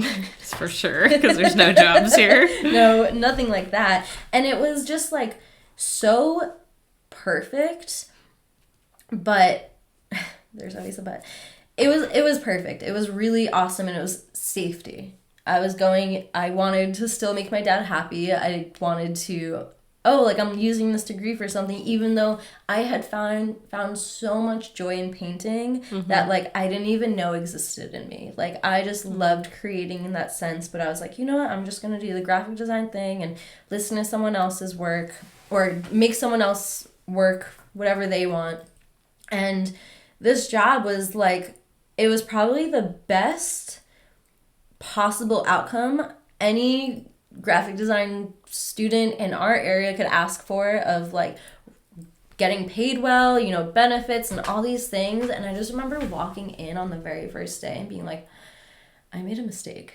Like, from the very first day, being like, oh no, what am I doing? Because it's, like, this office space. I just had, like, my own art studio in school, and I was just, like, creating freely, and slowly started creating things from, like, my heart, and just, like, expressing. And also, I think my art really, I wasn't really talking about the darkness and death, but I was talking about how much I wanted to put a light on other people. So a lot of my art, and I had, like, maybe one shirt at the time, one design shirt.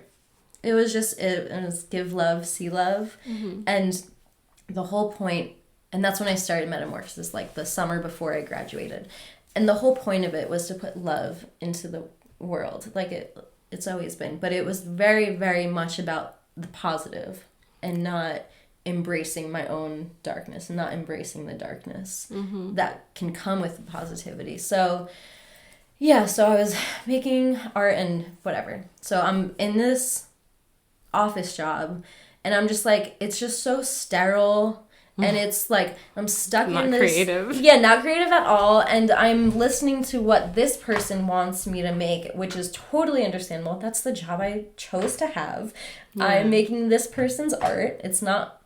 Some creative jobs have more, like, creative freedom. That's not what I signed up for.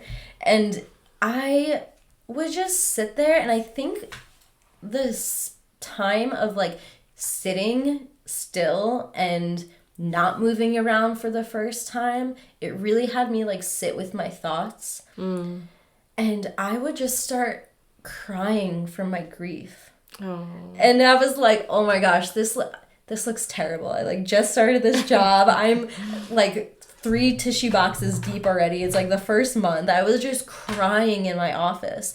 And it was like the sadness of her, like me really feeling the grief again. But also me being like, I feel like there is so much more to life than me sitting here from 8 to 4 and just figuring out whatever, like me spending the time trying to fill the time just to fill that 8 to 4 time. Yeah. You know, like just filling it with projects that like aren't even needed, me extending this project just to fill the time. Like I was just like, this is bullshit. Yeah. Like it all just felt so dull. Yeah, and like dumb. I'm like, there's like so much happening in the world. And also at the same time, I was like, I totally respect these people that coming, like I'm talking to all these people and they're just like really good people and it's a great company. And it was like, they were so kind to their employees, like employers and just like over the top, or employees, they were the employers. Yeah. And just like, and still I was just like, this is not for me. But I had just told them I was gonna like work for them, like I guess maybe for the rest of my life. I don't know or until they want to fire me. I don't know how that works. And so I was like, you know what? I need to create a plan. And this was all me being like, okay, remembering that how fragile life is, the fact that life can be taken away from us at any point. How do I want to spend my life? What do I actually want to do? I want to make art. I want to talk about these thoughts and these in-depth emotions that I have. I want to do something with this. So I would write down these feelings and these thoughts that would come. A lot of like memories of me and Shelby would come through, and I remember like writing it all. And I just remember one day being like, you know what? I'm going to create a plan that I'm going to quit this job. But this job is giving me a lot of security financially. So I'm going to learn everything I need to know to like how to save my money the best, how to like invest it. And then also if that means that I'm going to quit this job to like be a full-time artist, I have to believe in myself that I can do it. Like, yes, I want this and my soul wants it so badly, but I had been programmed probably through my own self and my beliefs that I'm not good enough.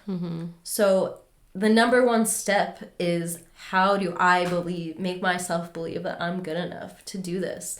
And so I would, while I was working, and luckily it was like all computer work, I would listen to these podcasts and TED Talks of just anyone who had done it themselves, kind of like break out of the boundaries of like everyday life to do their like what they want. And I was like taking notes. I was doing like everything and taking notes, just like really taking it in. And on my breaks, I would draw. I would be like, okay, I'm still gonna put everything into my art and use every moment that I can to create art. And there were just so many times when the emotions of grief, I think it was that like sitting still would just like come over me. And I remember there were times my boss would call me and he's like, hey, and I was like, hey, and he's like, you okay?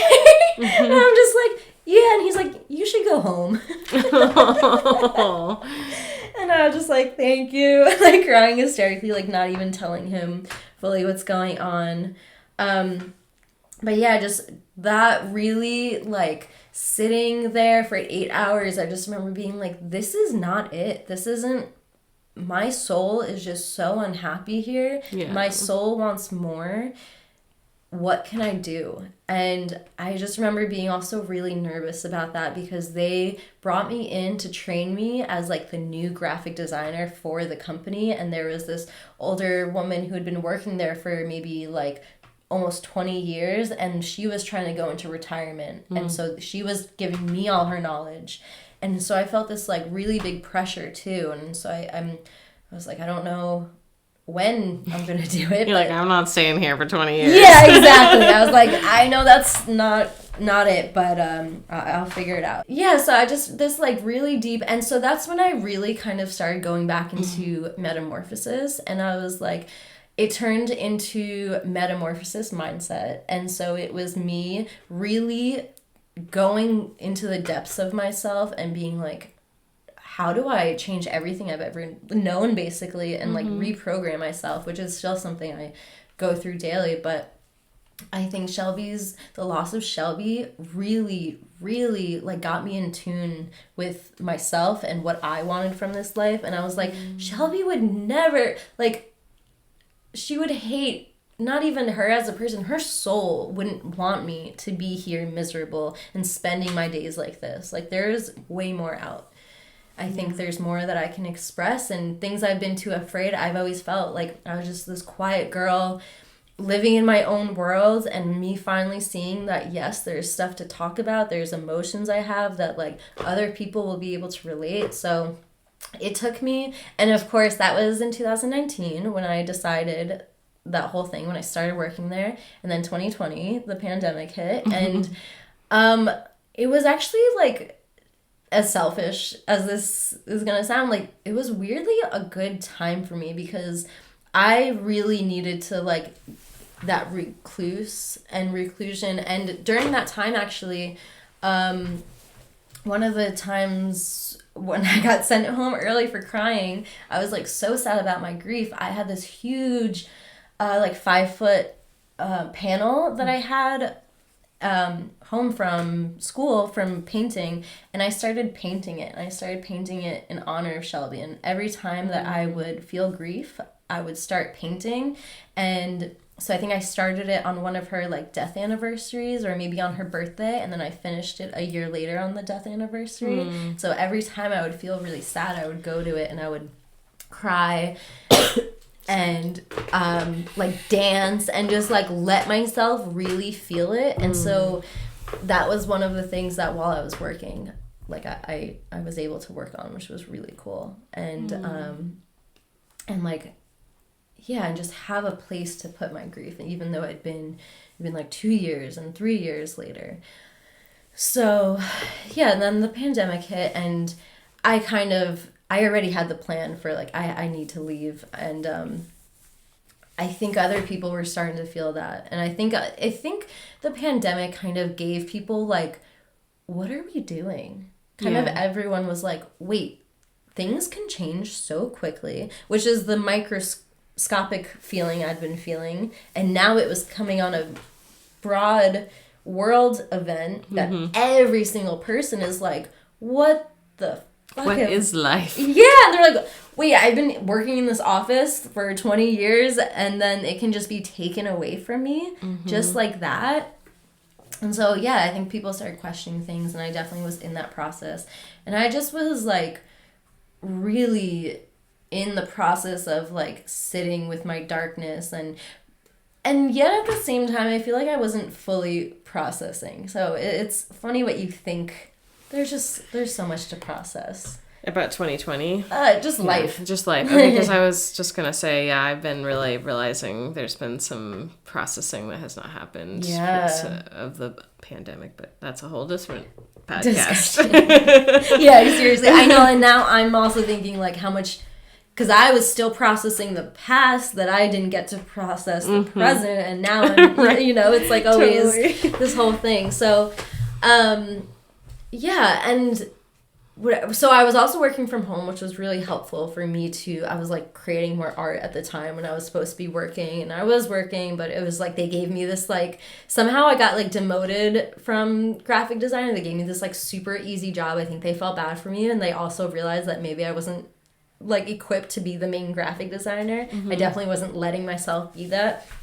So then we go back into the office, and I remember getting a new manager for the graphic department team. And I think it was August, and it was about to be Shelby's birthday. And this is like, I'm on the edge of like quitting. I'm like, this is I'm like gonna walk out. Yeah. Like, just look at me wrong. Yeah. Like, I just knew that it was in my plan to leave, and I was gonna say it soon, but I was like building up the courage.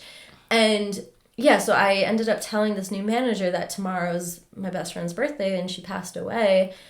And I don't remember exactly when, but she ended up telling me that her partner, she got out of a divorce, and then her recent partner passed away. And it was like, she was like maybe 8 months into it or something, and it was like really fresh for her. And I remember in that moment just saying, like, thinking to myself, like, wow, me sharing that loss helps somebody else talk about their loss. Yeah. And just that feelings, and just being like, I have I've been through this. It's like not realizing what your strengths are. Your strengths are like what you've been through. Yeah. And I remember even one time on a 10-minute walk, it was like after that. And I was on my break, and I see her, and she was just crying. And I was like, what's going on? And she was like, today would have been my partner's birthday. And she just broke down crying, and I just remember hugging her for like 10 minutes. And just being like, wow, like the fact that my grief can overflow and help somebody else. Yeah.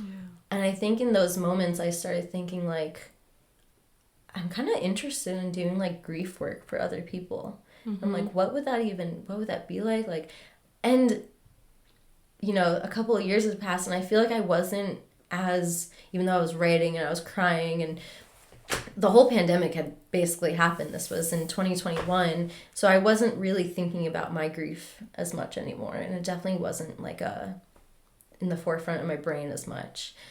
And yeah, so that's the first time I was like, wow, like what a beautiful thing that this pain I'd gone through, like this isn't uncommon. Like this is so common actually, that we're all grieving somebody, and we're just hiding it. And like maybe I can help some of those people. And so I remember the day that I finally told my boss, and and I remember being like so afraid of his reaction, and just being like, what? And he was just like, that's awesome. Good for you. And he was like, most people don't know what they want in life. Like, if you know what you want to be an artist, good for you. And I was like, oh my God, like, thank you so much. And whatever. And I remember that last day of when I went to the office, the entire drive of going to the office, there was a car in front of me, and it was just Shelby's birthday. Like, the entire drive. And I was like, I have children now. I was like, I'm doing the right thing. Like, she's supporting this. And I just remember being like, Shelby, like, if I'm going to do this, like, please be with me. Please show me the way. Please continue to, like, light up, like, these pathways and give me these signs like this. And, I remember that was the last day I went to work. It was September 2021, I guess, which is crazy. It's been, like, almost a year and a half. And within that time, it took me a really long time to process, I think, even like being able to kind of understand myself. I felt really lost. I remember like not wanting to make art. And I was like, I literally sat in an office for 2 years, or worked for someone for 2 years, dreaming of this day. And now I don't want to make art. I was like, what the fuck? I was like, oh my goodness, like, what am I doing wrong? It felt really scary. But I self-sabotage. Yes, yeah. And I think it was just me having to process a lot of things and me having to reconnect to myself and that self-care. And I was still, like, yeah, I was still in the, like, how do I help others instead of, like, helping myself. So definitely needed to just connect to myself, connect to that inner part of me and, like, understand who I was. And so when I quit, I signed up to be a grief counselor. And it actually took, like, a whole year from when I quit to, like, for the process to actually go through. And it was so interesting because it was just like when they were like, yeah, we're ready for you to come in and train for this, it was like the moment when I was actually ready, because I thought I was ready when I quit. Yeah, like it was like I had gone through a lot of more processing and more just understanding myself and more going through my own darkness. And actually in that time of once I stopped going to work or stopped working for someone else, I got a therapist for the first time. Yeah. And I was listening to a podcast talk about how they had a somatic therapist. And so I was like, somatic, like, that sounds really cool. So I looked them up in our area and I found one, and she was so helpful, and she really helped me understand and, like, see parts of myself, see myself of, like, that little girl who thought she wasn't good enough, see the ways that I was, like, helping, wanting other people to be loved, and meaning to put at the same time, like, putting my own needs down because I wanted other people to feel good. Like, I think she helped me heal so much. We did brain spotting, which is like a way of EMDR, and that, goodness, like, I just really got into my own psyche. I always thought I was somebody who can figure things out on her own my whole life because I raised myself in a way that I was like, oh, I don't need help from anybody else. Yeah. But I'm so thankful that I, like, heard that and of the somatic therapist, and finally were just like, let's try this. Yeah. And so she helped me a lot. And so after that, grief, the hospice called me and they're like, we're ready to do training. And it kind of brought back all these feelings of grief that I haven't been connected with. And but yeah, so since December I have been a grief counselor in our area, and I facilitate grief groups, and I'm a volunteer, so I do it completely for my own time and for free. But it has brought me an awareness to my grief, and then also how I can have that space for somebody else. Yeah. And the grief groups have been so, it's like just another manifestation of the love I felt for Shelby. And I feel like it's me, another way of me using her death and the effects of it into a way I can help people, and a way that another form of love and choosing to love.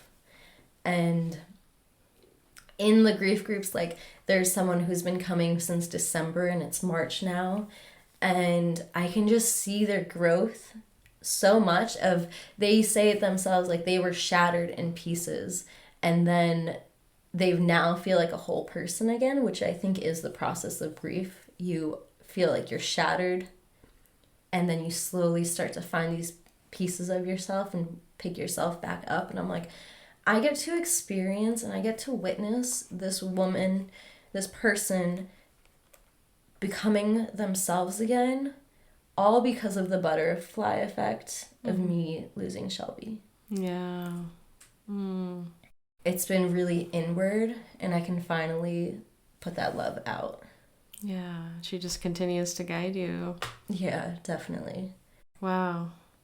It's such a beautiful story, like, and thank you for being so vulnerable and sharing it, because I think that, like you said, what was your quote?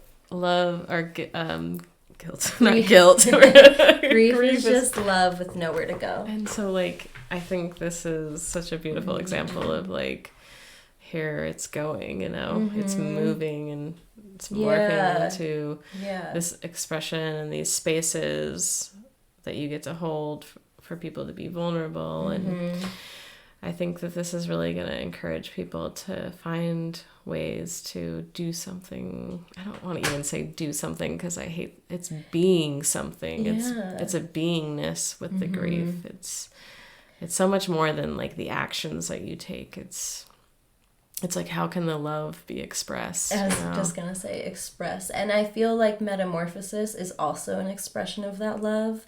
And it was like a place to put my grief, but it was definitely more personal.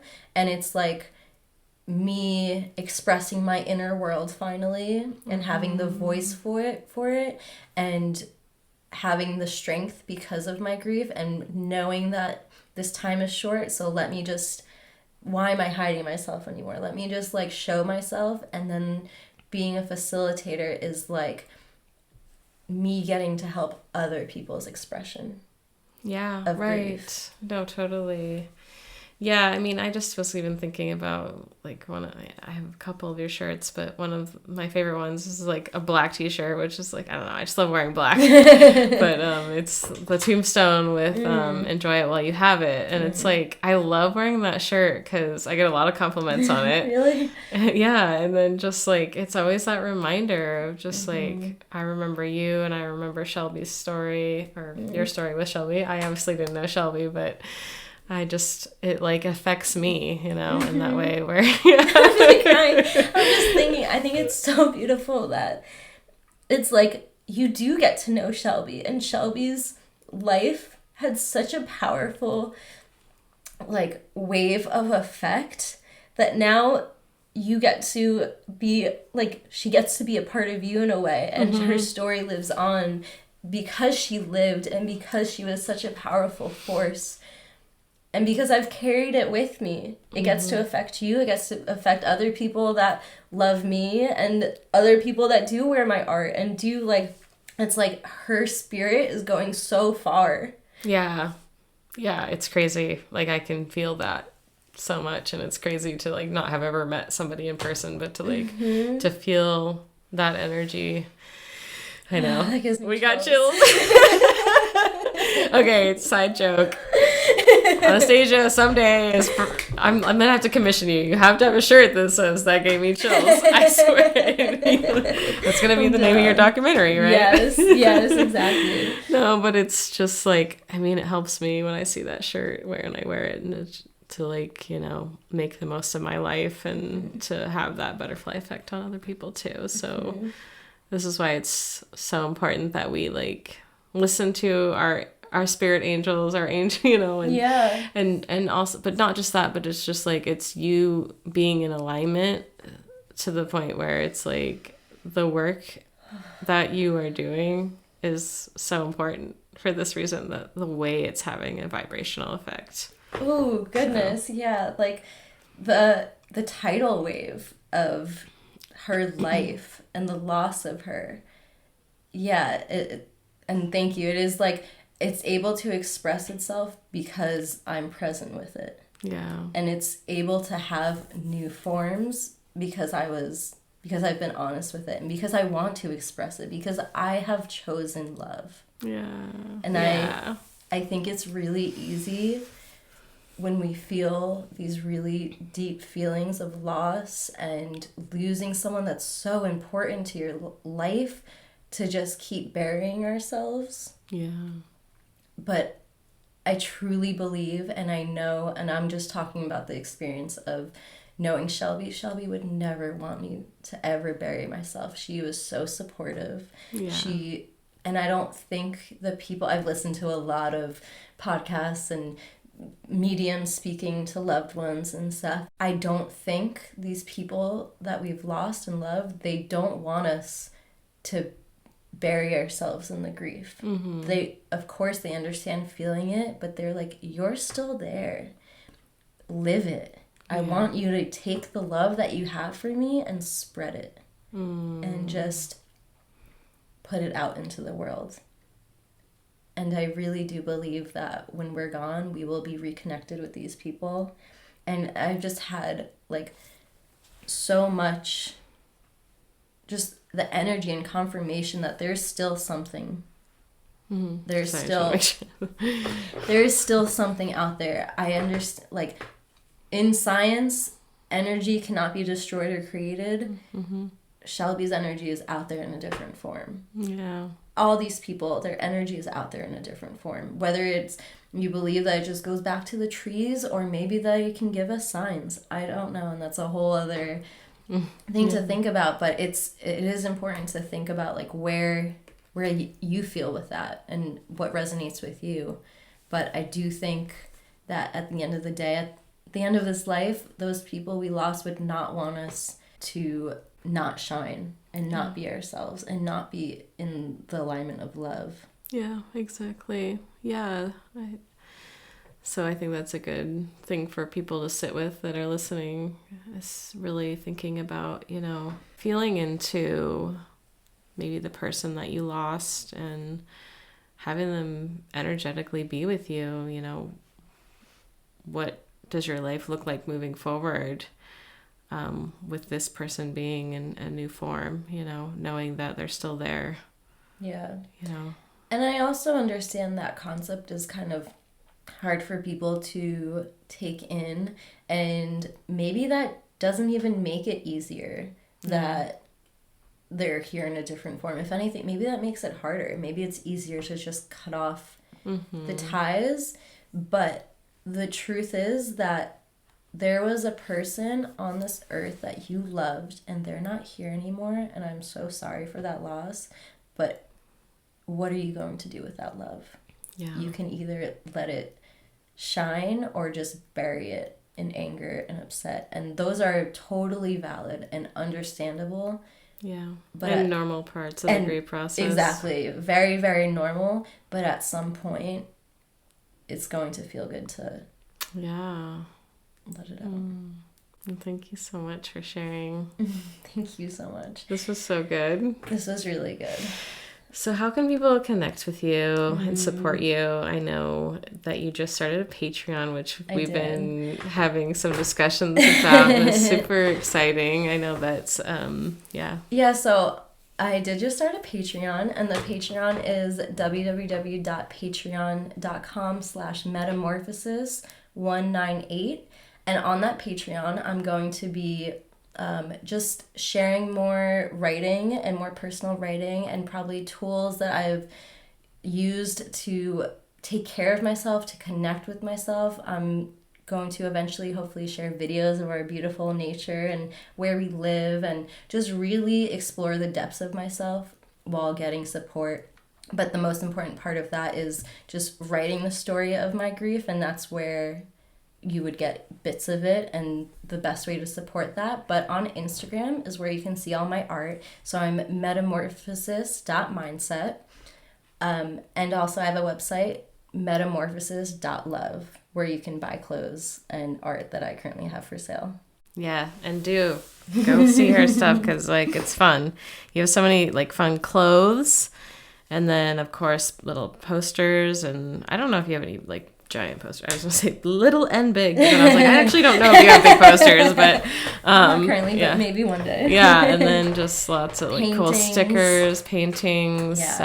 Just go check out her beautiful expression and connect with her so that you can share your story with her. Yeah, too. I love it, and I love talking about death and grief, and I hope my page and my space is just an area for you to feel comfortable with your grief and understand that there, as cliche as it is, there's rainbows and the rain, and we can sit with both of them.